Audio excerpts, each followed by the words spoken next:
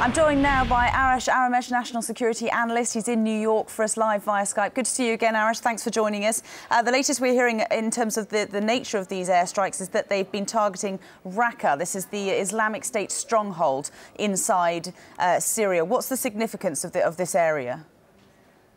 Raqqa is the capital of the Islamic State. Raqqa city, which is in the middle of the Raqqa province, this falls in the eastern sort of parts of Syria. It borders western sides of Iraq. It's a heavily Sunni-dominated part of Syria, and it was the only and the first state province that fell entirely to IS forces after ISIS forces captured the one last remaining Air Force base that belonged to Bashar Assad supporters. It was called Division 17 Air Force Base. So after that, and after decapitating everybody they could possibly take hostage, they finally had complete control of Raqqa. Raqqa is, for all practical purposes, is ISIS's capital, and now it's going to come under coalition bombings. Having said that, we got to wait and see what sort of ground forces, what sort of ground support this aerial campaign is going to have, because bombings can only do so much damage and can only go so far. They may not break the will of ISIS. They may not completely destroy and fully degrade ISIS. But we'll see what sort of ground component is going to be added to this fight. Syrian state television now saying that the United States informed Syria's UN representative on Monday that IS targets would be hit in Raqqa. Is this the US effectively trying to build the sort of legal case for taking this action by talking to the enemy, if you like? Absolutely. The fact that they are saying this on the Syrian side, they are trying to save face, that their country, part of their country that the government could not defend and could not hold on to, is now coming under coalition bombings. And these bombings are okay with the government. Now, implicitly, they're saying that, they're okay with it because they're saying that sort of the U.S. government, the U.S. envoy told or sought permission from the Syrian envoy in the UN. On the other hand, the United States, by doing so and by receiving no opposition whatsoever from the government in Damascus, is trying to sort of build the legal case for intervention in Syria. So both sides have done this in a very, very interesting and politically correct way, and a very cautious way. The Syrians are saying they've been consulted with, and the Americans are saying that they've already told the sort of sovereign state, the very state actually, the very government that the United States no longer recognizes, that they've told them that we're going to hit. So having said that, we also wanted to make sure that our pilots and our fighter bombers and fighter jets were not going to come in contact with any sort of Syrian air defense systems. They have somewhat sophisticated air defense systems, pretty much left from the Soviet era, and some reinforcements from the Russian Federation. But again, they're no match for American air power, but they could add to some complications to this problem, cause a headache. So we now know that Syrian air defenses are not going to engage American or coalition pilots, and that's a good thing.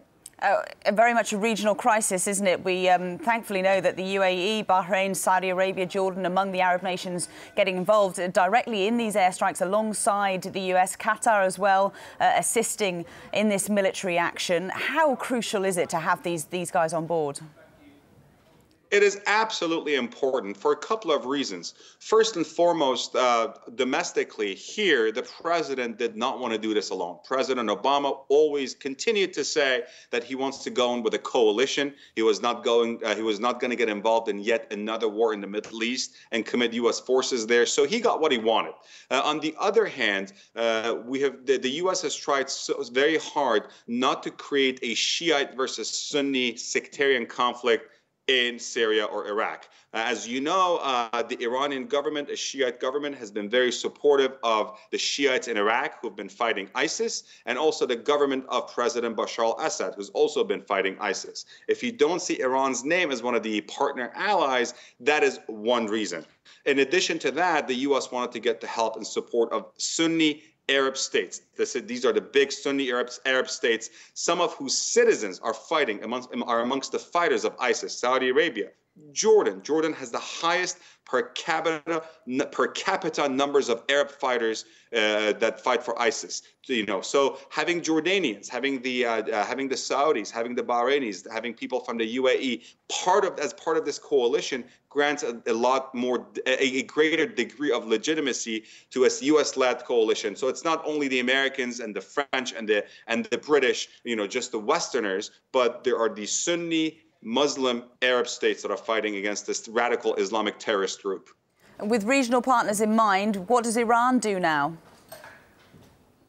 Iran is very happy about what's going on. They are definitely getting to see ISIS degraded and dismantled. They probably see this as a good sort of moment of relief for the government of Bashar al-Assad, who's been embattled now for 3 years. They also see this as a moment of relief for their own partners. Prime Minister Haidari, a Shiite prime minister in Iraq, whose predecessor, Nouri al-Maliki, lost big chunks of Iraq to ISIS. So Iran is happy about this. But again, Iran cannot be too happy with yet another deep American military involvement in the Middle East right next door to Iran. Arash, are you at all suspicious about the timing of this, given the fact that the UN General Assembly is meeting in New York as we speak? The president wanted to build a coalition, and this coalition took some time to build. They met in Paris last week, and they reached some sort of a deal. It's not a perfect deal. It's not a perfect coalition. And then and so he got his coalition that he wanted, but he's also going to have yet another opportunity from the UN General Assembly to address the country and the world that ISIS is a threat, radical Islamic extremism is a threat. Most importantly, they're not just a threat there, they're a threat that can come back and fight and cause a lot of trouble here. Britain has the largest number of foreign fighters who have joined ISIS. Belgium has the largest number of fighters per capita that have gone to fight for ISIS. Belgium is first. Denmark is first. I'm talking about per capita numbers. This is a great problem. If these guys come back, or if they have such a big domestic base in some of these European countries and also in the United States, we have to face this problem head on.